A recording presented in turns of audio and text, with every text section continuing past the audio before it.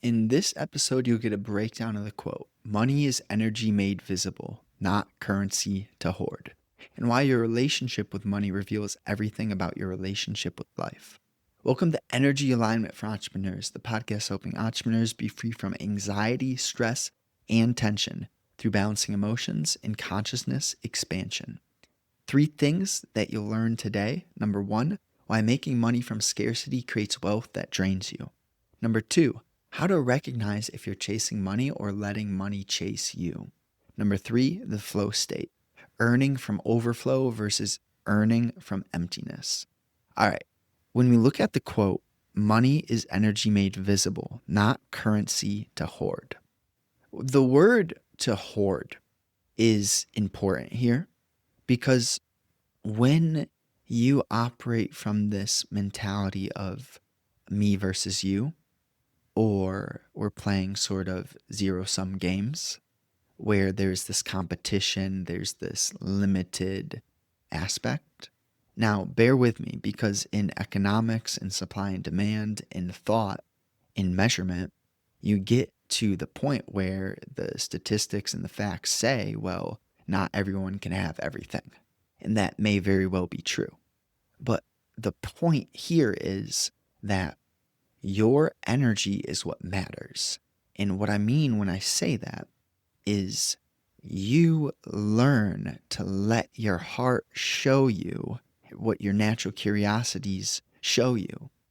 And you find yourself in a place of clarity and meaning around the energy going into the money making.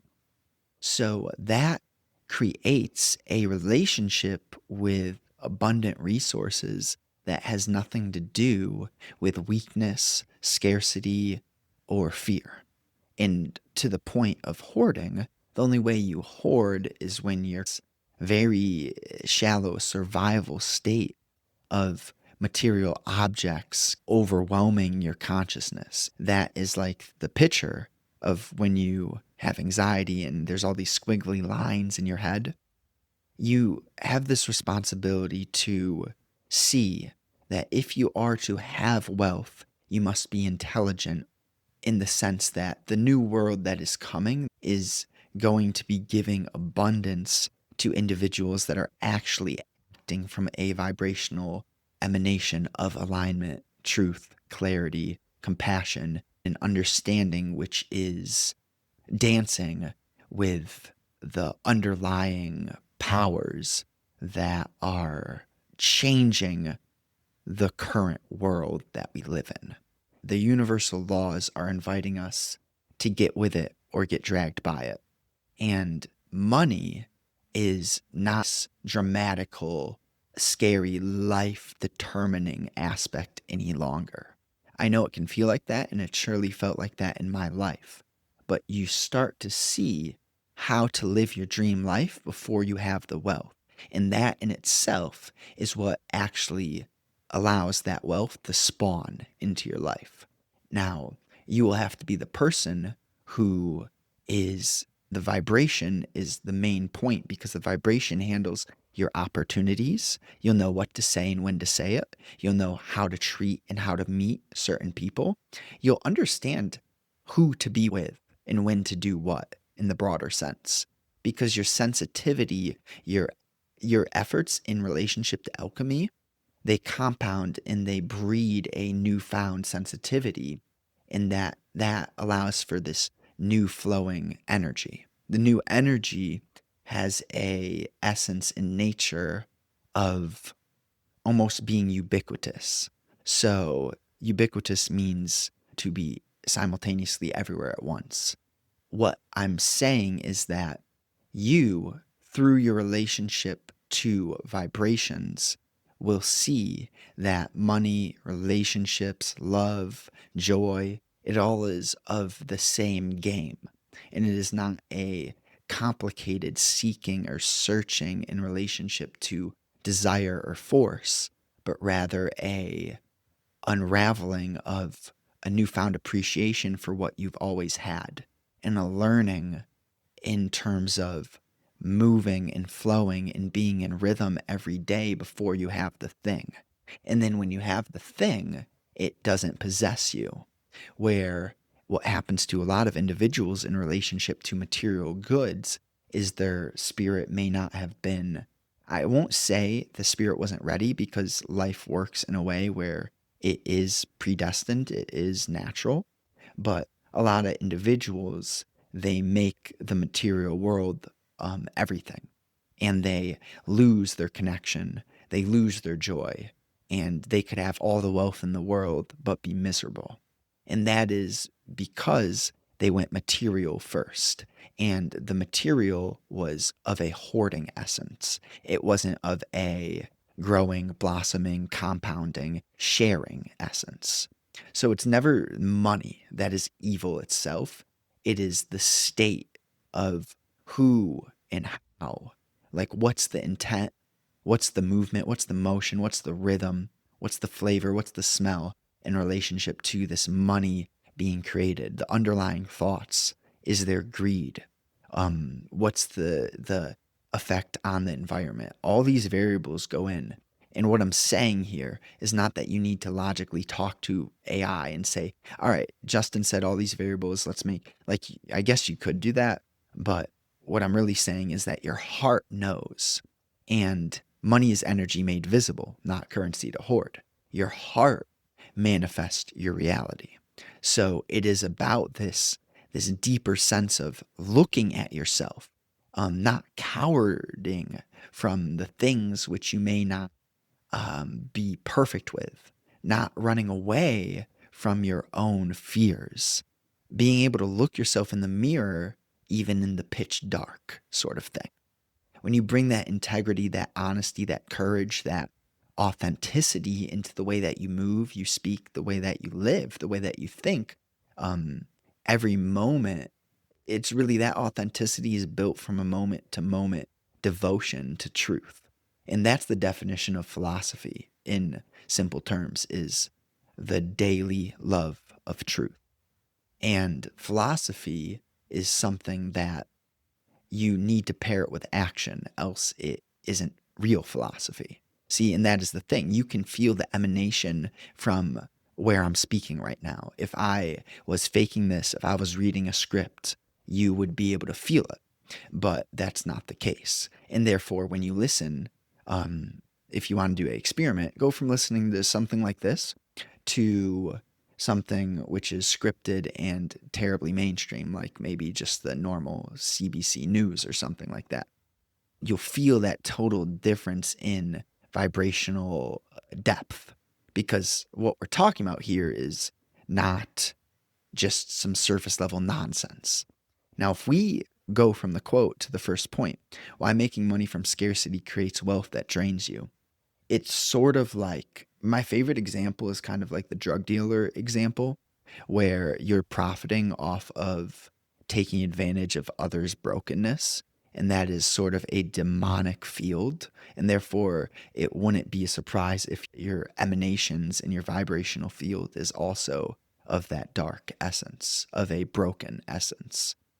Now, if we make that practical, it's like you are going to have to make money from scarcity at some point in your life.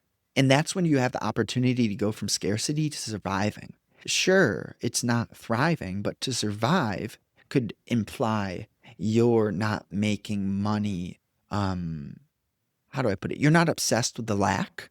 You start focusing on the fact that you're doing it for others. Let's say you're committing to doing a job which you don't love, but you stop complaining even though you want to complain, because you tie yourself down to the fact that you won't have to do that forever, but for now, while I'm doing it, I'm going to do my best at it, because I don't know how else I'm going to get to the next stage without giving my best now. It's that sort of understanding that, man, even if I can't see the light at the end of the tunnel, even if I feel terribly lost, confused, and broken right now, even if you've just been betrayed today, this morning, yesterday, you have the strength to look at the energy that's stored within you and bring your best to the table. You have the strength and the intelligence to take a moment and kind of change your lifestyle and say, you know what? I'm going to do this. I'm going to go for walks this often. I see what happens when I do that for too long. I'm not doing that for too long. I'm going to take breaks, like go for a walk in between, whatever it is. Ultimately, there's too many details for me to like cover every example, but when you are honest about your own fears, your insecurities, your scarcity, um, then that processing, that courage, it deepens you, and that allows for you to create a wealth that charges you, right? Because really simply, if we are to cover the point simply, when you make money from scarcity, you're creating that scarcity. And it may not come back to you immediately, but that lack, even if you're earning from a place of lack, there's still a void. You're not filling that void with a material increase in money. That void stays. So there has to be this sense of, man, how can I ask better questions to get to the point of, like, there has to be a way for me to let go of this lack where I'm at now and start to at least position myself in a way where this abundant amount of wealth will be generated in alignment with a win win win structure that benefits me, others, and the whole. So you take this step back to have curiosity and openness around the scarcity in your life because you see, like, hey, you could use the word karma, you could use the law of attraction, but the fact is that you receive what you put out, and that will always remain true.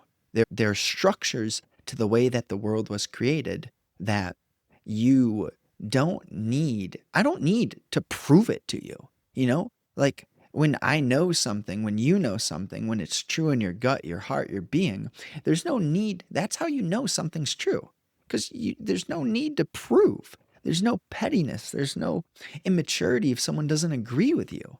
I don't say things to have others believe me. I say things just to share the truth of my own life. And if you can see it, if you can feel it, then you can catch on to the rhythm and the cadence of the dance. Because we're in a play.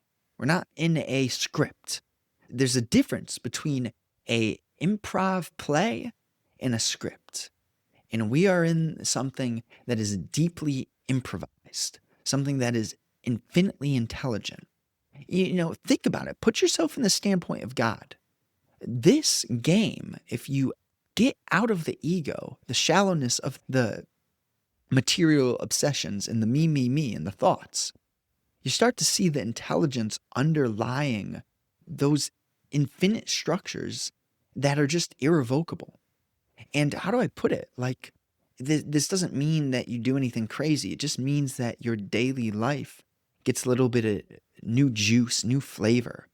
And as you do this, the compounding is really what I want to hit on because I'm only 26. Like, I don't know exactly what my future is going to be like. Am I excited for it? However, I mean, I'm here now and I'm grateful. But fundamentally, I know I'm sowing seeds. So, like, there is a harvest to be reaped. And really, let's hop into point number 2, how to recognize if you're chasing money or letting money chase you. If you are to recognize it, that means that your relationship to earning money is like you find yourself enjoying it somehow, some way. That makes me smile when I say it because ultimately, what's probably going to happen if you are to enjoy making money is you go through a struggle. Like you're not making money, but you're doing something because it feels right. Okay.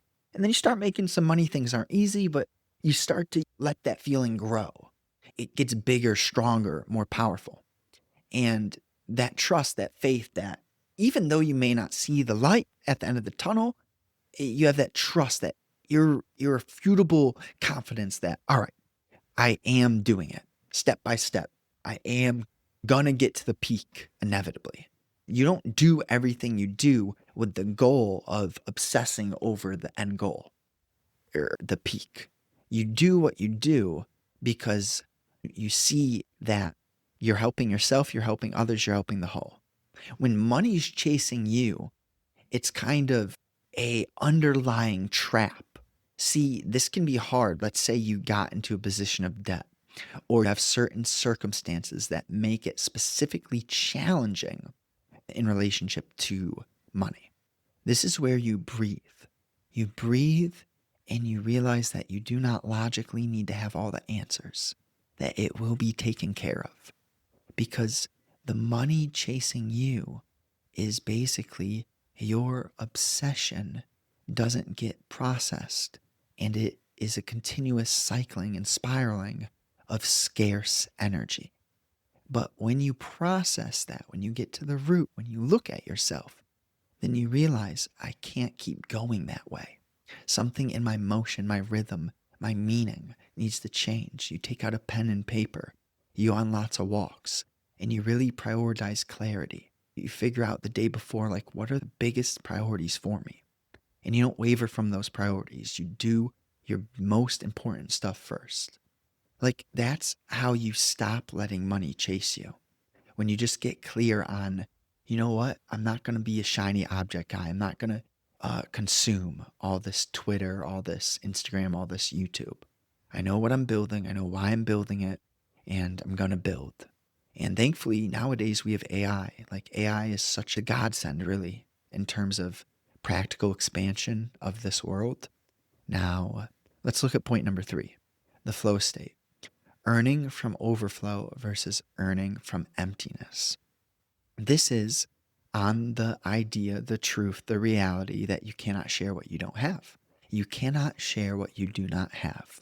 So if you're earning from an overflow, that means you probably were in the dark for a bit. The true path to being overflowing is you went through something or many things.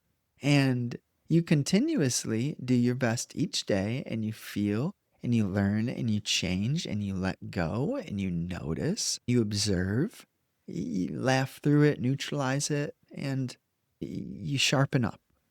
All of that creates the flow state. The flow state is not something you can want to operate from. It is something that you can learn to see is the right way. So you learn to see what the right way is through being honest about what creates the absence of the right thing. What creates the anti-flow state, right? What creates anxiety? What creates fear? Does fear stop the flow state? What else stops the flow state? Now, how do I cycle those emotions in my life? How am I feeding those flow state roadblocks? How am I feeding those in my life? So you ask those good questions, and then you start to realize and decipher and reverse engineer your way to earning from an overflow. Often in life, you're going to have to start from the bottom end, the emptiness, the money chasing you, the making money from scarcity. Like that, if you're in that, and that's why I make these videos and talk, because sometimes there's no one that's going to cover this, to just be quite honest with you, or cover it in the way that I'm covering it. Maybe not everyone needs to hear this, but I know some people do, else it wouldn't be on my heart. And that's just fundamental. So let's hop into the recap. The scarcity signature. Money made from fear feels different than money made from purpose. One depletes your spirit and the other charges it. Your bank account doesn't lie about your vibration. The energetic exchange. Every dollar is a vote for what you value. If you're making money doing what you hate, you're training the universe to give you more of what you hate. The abundance paradox. The moment you stop needing money is the moment money starts flowing. Desperation repels, overflow attracts. Summary: money doesn't care about your goals, it responds to your energy. Stop chasing it from lack and start creating from fullness. The wealth you seek is already inside you, waiting for you to align with it. Thank you so much for listening. Genuinely, I appreciate you. New episodes are out Monday, Thursday, 10 a.m. Eastern Time. And I wrote a little book on the fitness niche. I've had 10 to 12% body fat for over a decade. And hey, if you want to get into amazing shape, this is probably one of the best guides on the market. I could full-heartedly guarantee you that. Check it out in the description. It's only $29.